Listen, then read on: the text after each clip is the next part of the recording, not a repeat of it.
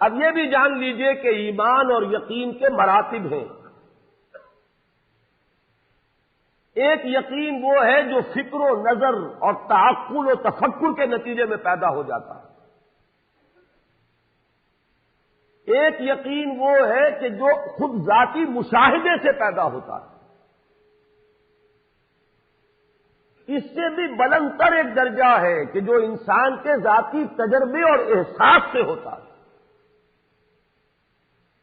قرآن مجید میں اس کے لیے 3 اصطلاحات استعمال ہوئی: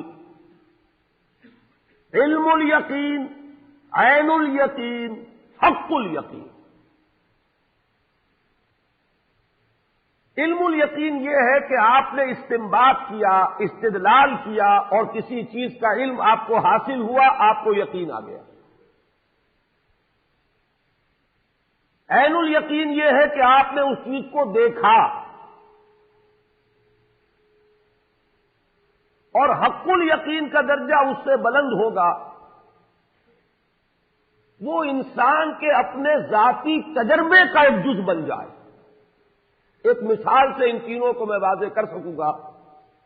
بڑی سادہ مثال ہے، آپ نے پہلے بھی شاید سنی ہو۔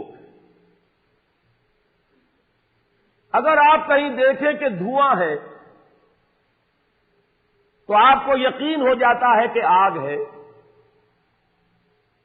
اس لیے کہ آپ کو یہ کلیہ معلوم ہے، مسلسل مشاہدے سے یہ بات آپ کے علم میں ہے کہ دھواں اور آگ لازم و ملزوم ہے۔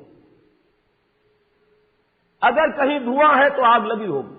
آگ اگرچہ آپ نے نہیں دیکھی، لیکن دھوئیں کو دیکھ کر آپ نے استدلال سے، استنباط سے آگ کے وجود پر یقین کر لیا۔ یہ علم الیقین ہے۔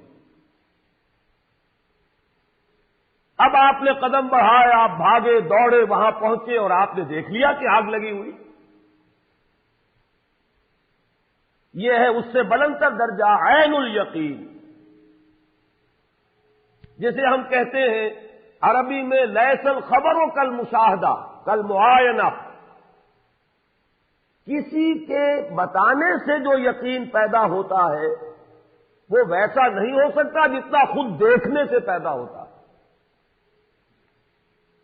فارسی میں کہتے ہیں شنیدہ کہ بود مانند دیدہ۔ سننے سے جو علم حاصل ہوا وہ اس کے برابر نہیں ہوتا کہ جو دیکھنے سے حاصل ہوتا ہے۔ اس سے جو اگلا درجہ ہے وہ اصل میں آگ کی اصل حقیقت کا ادراک ہے۔ آگ آپ نے دیکھ لی، آگ ہے۔ یہ وسوسہ بھی ہو سکتا ہے کہ شاید آگ کسی صورت ہے، حقیقت میں آگ نہ ہو۔ سورۃ النجم میں ہم دیکھیں گے ما کذب الفؤاد ما رأى، اس میں اشارہ اسی وسوسے کی طرف ہے کہ کسی وقت انسان ایک شے کو دیکھ رہا ہوتا ہے لیکن یقین نہیں آتا کہ میں ٹھیک دیکھ رہا ہوں۔ آنکھیں نہیں بینیم یا رب ببیداریس یا رب یا بخواب، اے اللہ جو کچھ میں دیکھ رہا ہوں یہ بیداری میں دیکھ رہا ہوں یا خواب میں دیکھ رہا ہوں؟ دیکھ رہا ہوں لیکن یقین نہیں آ رہا۔ اس وسوسے کا ازالہ کلیتاً ہو جائے گا جب وہ آگ آپ کو چھو جائے۔ اب معلوم ہوگا یہ آگ صورت آگ نہیں، حقیقت آگ ہے، یہ واقعتاً آگ ہے۔ اور تبھی آپ کو اندازہ ہوگا آگ کہتے کسے ہیں۔